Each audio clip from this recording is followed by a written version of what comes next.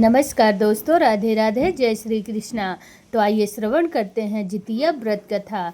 जितिया व्रत में माँ अपने बेटे के जीवन की रक्षा के लिए निर्जला व्रत करती है। इसमें चील और सियारनी की पौराणिक कथा है, जिसमें दोनों ने व्रत पर अपनी बहन के लिए आशीर्वाद प्राप्त किया। ये व्रत श्रद्धा और त्याग का प्रतीक है। कहते हैं माँ अपने बेटे की रक्षा के लिए कुछ भी कर सकती है। आज हम आपको एक ऐसी ही कथा के बारे में बताने वाले हैं जिसे जितिया की कथा कहा जाता है। इसे जिउतिया और जीवित पुत्रिका के नाम से जाना जाता है। ये व्रत आम व्रत से काफ़ी अलग होता है, क्योंकि माँ अपने बेटे के लिए पूरे एक दिन तक निर्जला व्रत करती है। इस व्रत से भगवान श्री कृष्ण की कृपा से संतान की रक्षा होती है और उसके जीवन की बाधाएं दूर होती हैं। जितिया का व्रत करने वाली महिलाओं को इस व्रत की कथा भी जरूर पढ़नी चाहिए। कहते हैं इस कथा के बिना व्रत अधूरा माना जाता है। तो आइए जितिया की पावन व्रत कथा पढ़ते हैं। जितिया व्रत की पहली कथा, चील सियारन वाली कथा। जितिया की पौराणिक कथा के अनुसार किसी वन में एक चील और सियारिन रहती थी। दोनों में गहरी दोस्ती थी और वे हर काम को मिल बांट के किया करती थी। एक बार कुछ महिलाएं जंगल में आई तो जो जीवित पुत्रिका व्रत की आपस में बात कर रही थी। चील के मन में इस व्रत के बारे में जानने की जिज्ञासा हुई। वह महिलाओं के पास गई और उनसे व्रत के बारे में पूछने लगी। महिलाओं ने जितिया व्रत के विधान के बारे में चील को सारी जानकारी दी। चील ने जानकर इस व्रत के बारे में अपनी मित्र सियारन को बताया, जिसके बाद दोनों ने जितिया माता का व्रत और पूजन करने का निर्णय लिया। चील तथा सियारन ने जितिया माता का व्रत का संकल्प लिया और शाम को पूजा की, लेकिन पूजा के बाद ही चील और सियारिन को भूख लगने लगी। सियारिन को भूख बर्दाश्त नहीं हुई और वह जंगल में शिकार करने चली गई। सियारिन जब मांस को खा रही थी तब चील ने उसे देख लिया और सियारिन को बहुत डांट लगाई। चील ने ये व्रत पूरी विधि से पूर्ण किया।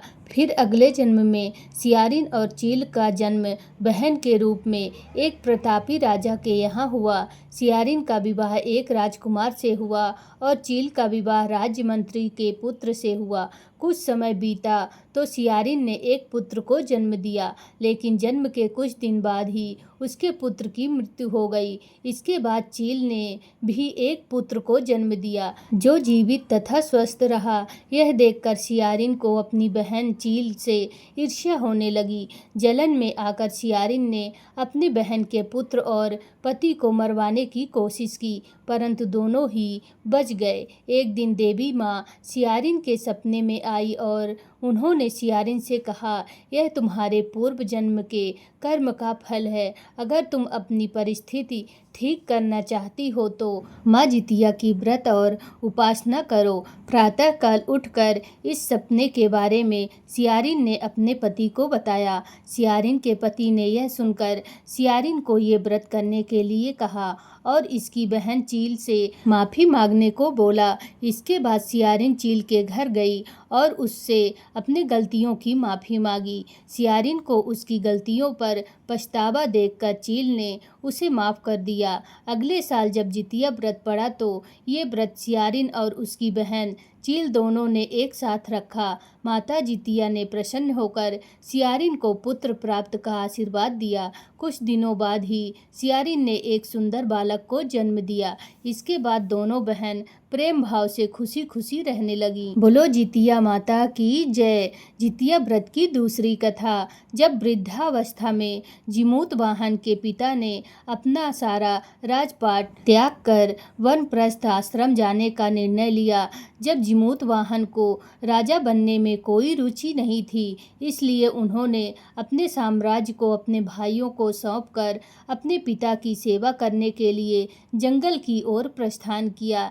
जिमूत वाहन का विवाह मलयवती नामक एक राजकन्या से हुआ।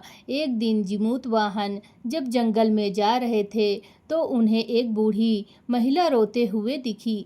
जिमूतवाहन को पता चला कि वह नागवंश की स्त्री है। वृद्ध महिला ने आगे बताया कि नागों ने पंछियों के राजा गरुड़ को रोजाना खाने के लिए नागों की बलि देने का वचन दिया है और इसी के कारण अब उसके बेटे शंखचूड़ की बारी है। यह सुनकर जिमूतवाहन ने महिला को कहा कि वह स्वयं अपनी बलि दे देंगे। इसके बाद जिमूतवाहन ने शंखचूड़ से लाल कपड़ा लिया और वह अपनी बलि देने के लिए चट्टान पर लेट गए।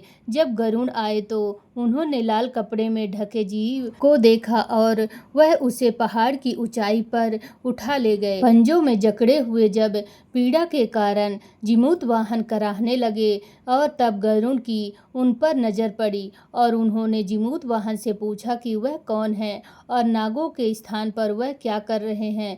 इसके बाद जिमूतवाहन ने गरुड़ राजा को पूरी बात बताई। जिमूतवाहन की बहादुरी और त्याग से गरुड़ प्रसन्न हुए। इसके बाद गरुड़ राजा ने न केवल जिमूतवाहन को जीवन दान दिया बल्कि यह भी प्रतिज्ञा ली कि वे आगे से नागों की बलि नहीं लेंगे।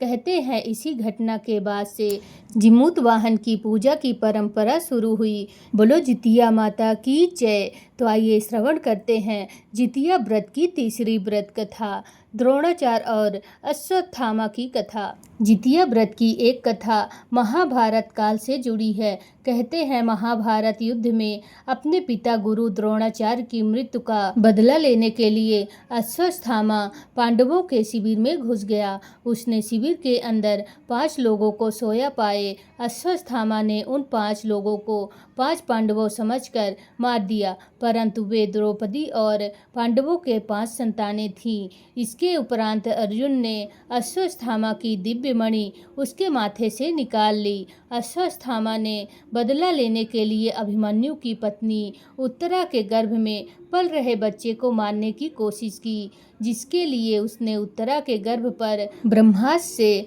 वार किया। तब भगवान श्री कृष्ण ने उत्तरा की अजन्मी संतान को फिर से जीवित कर दिया। पुनः जीवित होने के कारण उसका नाम जीवित पुत्र पड़ा। चूँकि श्री कृष्ण ने उत्तरा की भी रक्षा की थी, इसी कारण से वह जीवित पुत्रिका कहलाई। ऐसी मान्यता है कि इस घटना के बाद से ही जीवित पुत्रिका या जितिया का व्रत आरंभ हुआ।